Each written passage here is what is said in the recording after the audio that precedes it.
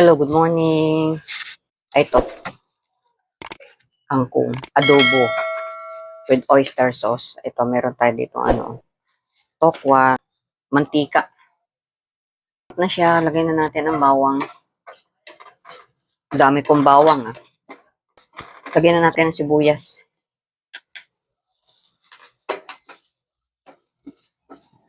Siya. Lagay na natin tong kangkong.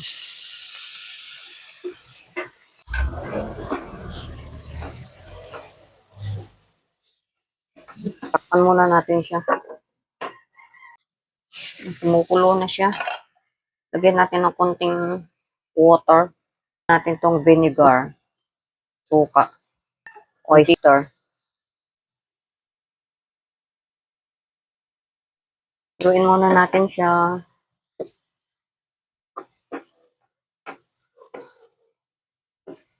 Takpan muna natin. Yan mga friend, tignan na natin. Lagay na natin itong tokwa.